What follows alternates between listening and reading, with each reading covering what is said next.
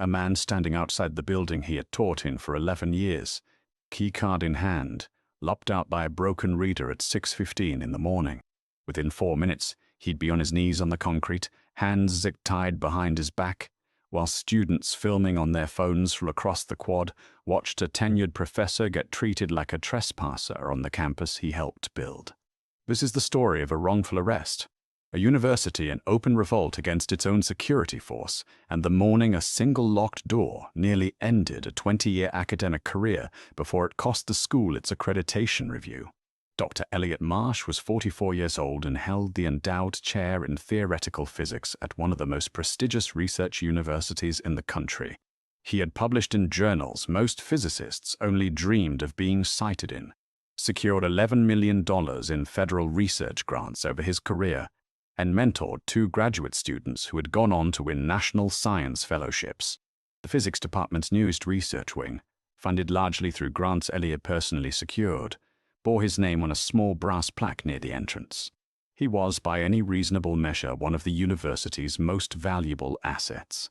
But at 6:15 on a grey October morning, dressed in old jeans and a faded department hoodie because he was heading in early to recalibrate a sensitive piece of lab equipment before his students arrived, Elliot looked like nobody important at all. He looked like a man standing outside a locked door, which was exactly what he was. The card reader on the east entrance of the science building had been malfunctioning for 3 days, a known issue, already logged with facilities management, already scheduled for repair. Elliot had been using the side entrance instead, the one that required walking around the building in the half-dark, past a loading dock and a row of dumpsters before circling back to a door that still worked. He'd done this walk 100 times. What he didn't know was that campus security had received a vague tip the night before about someone testing doors near the science building, almost certainly a confused freshman trying to find an open study room, but logged into the system as a potential break-in attempt regardless. The overnight shift had passed the alert along to the morning patrol with a single instruction: watch that building.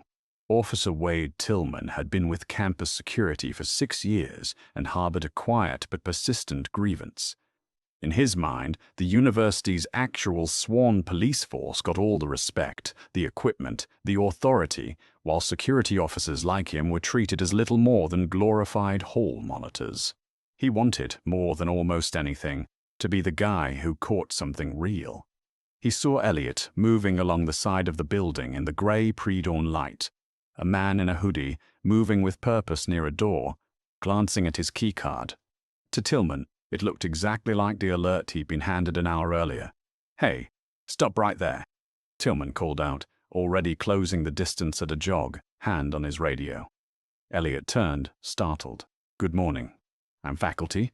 I'm just trying to get into the building. The East Reader's been down for hands where I can see them." Tillman cut him off, voice climbing. "Step away from the door." "I am stepping away," Elliot said, raising his hands slowly, keycard still pinched between 2 fingers.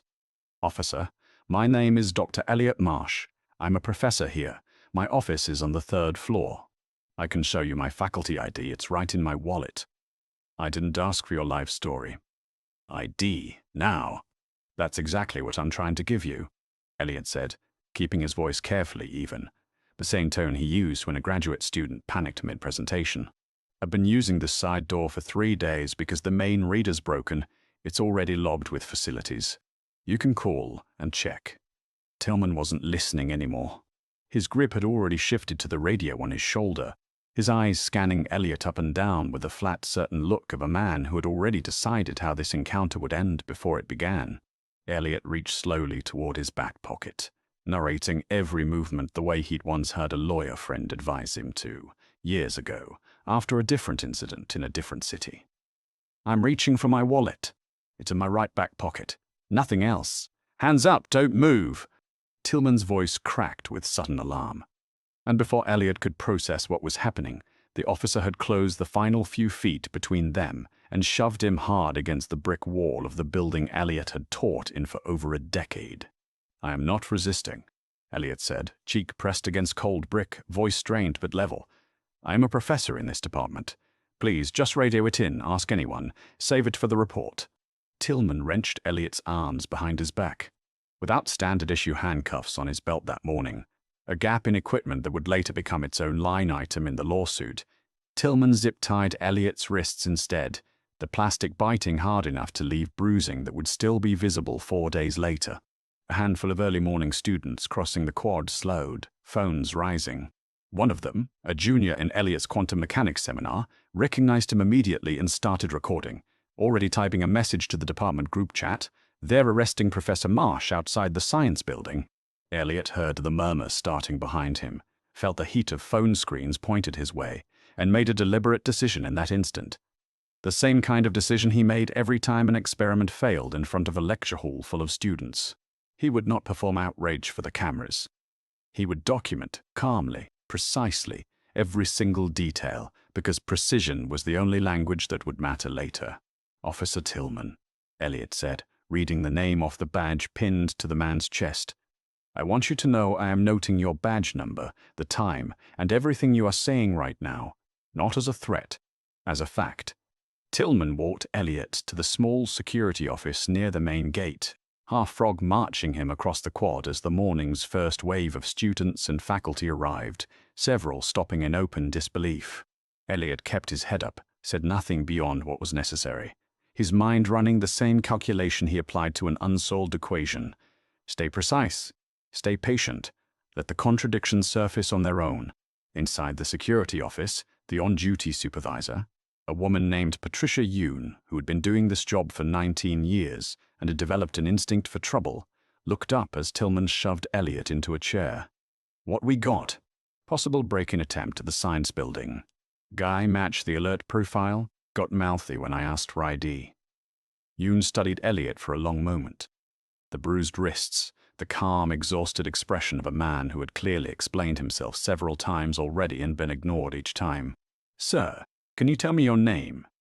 "Dr. Elliott Marsh." "Endowed chair. Theoretical physics. My faculty ID is in my wallet, which is currently zip-tied behind my back along with my hands." Yoon retrieved the wallet herself. The faculty ID matched instantly in the campus directory system. Full name, department, building access level that included, notably, after-hours clearance to 3 separate research labs. She pulled up his university profile on the office computer without a word and watched the page load. Publications, grants, the endowed chair title, a photo from a university press release about the new research wing bearing his name. Her face went through several visible stages of realization before settling into something close to horror. "Tillman," her voice was flat, "cut him loose, right now." "Wait, what?" "He matched the, he's an endowed chair professor whose name is on the building you arrested him outside of." Yoon was already moving toward Elliott with a pair of scissors for the zip ties. "Dr. Marsh, I am so sorry. We're going to get this corrected immediately." Elliott rubbed his raw wrists, said nothing for a moment, then spoke with the same careful precision he used in every lecture he'd ever given. "I want the incident logged exactly as it happened. I want the body cam footage preserved, and I want the dean's office called before I leave this room." Word moved through the university faster than any official statement could. By the time Dean Patricia Alvarez arrived at the security office 11 minutes later, having heard second-hand from a panicked department chair who'd gotten 3 different messages in under 5 minutes, a small crowd of students and faculty had already gathered outside, phones up, the video from Elliott's own student already racking up views on campus social media. Dean Alvarez didn't waste time with the security supervisor. She walked straight to Elliott. "Dr. Marsh, I am so sorry. Whatever you need, the university will provide it." "I need an honest investigation," Elliott said, "not a quiet one." By that afternoon, the university's general counsel had opened a formal review, and the story had already escaped campus boundaries entirely. A local news crew picked it up by evening, and by the next morning it had become a national conversation about campus security overreach, racial profiling in academic spaces, and the gap between a university's stated values and its actual conduct. The investigation that followed was thorough in a way the university clearly hoped would demonstrate good faith, and damning in a way it almost certainly hadn't anticipated. Internal logs showed the original tip about someone testing doors had come from a single anonymous report, with no actual description matching Elliott at all. simply a vague mention of someone near the science building. Tillman's decision to treat Elliot as a suspect had been based entirely on his own assumptions, formed in the half-second it took to register a black man in a hoodie, moving near a door before dawn.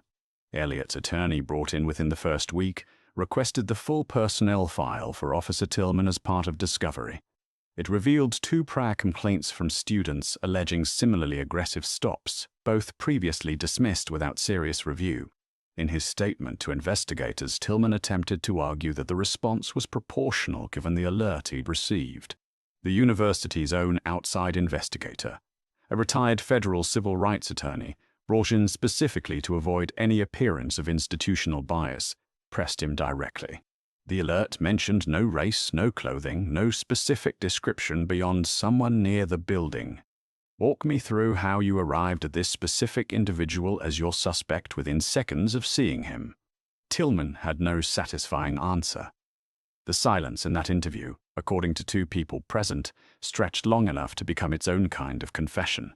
The university terminated Tillman's employment within 2 weeks of the incident, citing failure to follow de-escalation protocol and unsubstantiated profiling inconsistent with university values.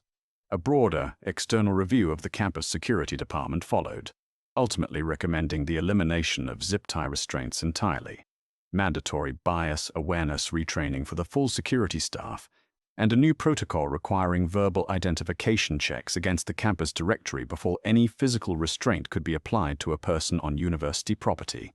The university settled privately with Dr. Marsh for an undisclosed sum, though sources close to the negotiation placed the figure above $2 million, alongside a formal public apology issued by the President's office and a commitment to fund the new research fellowship in Elliot's name for first-generation graduate students in physics. The same kind of student Elliot himself had once been, walking into a science building decades earlier with nothing but a keycard and the hope that he belonged there. The settlement also included a provision Elliot had personally insisted on during negotiations, a mandatory annual report published publicly detailing every security stop involving students or faculty of color, broken down by outcome and reviewed by an independent oversight board. It was the kind of structural change that wouldn't make headlines the way the original video had, but it was the kind of change Elliot actually cared about. Not a settlement check that quietly closed the chapter, but a mechanism that made the next version of this story harder to repeat. Elliot returned to teaching the following semester. His quantum mechanics seminar, the same class whose student had filmed the original video, gave him a standing ovation on his first day back. He didn't dwell on it for long.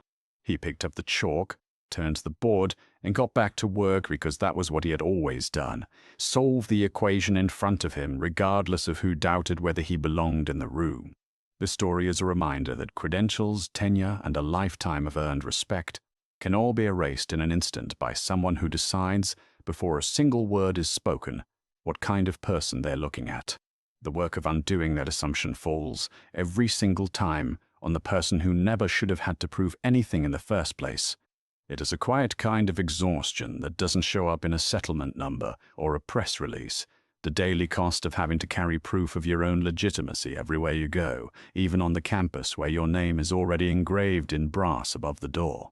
If this story moved you, hit that like button, share it with someone who needs to hear it, and subscribe for more true stories of justice finally catching up.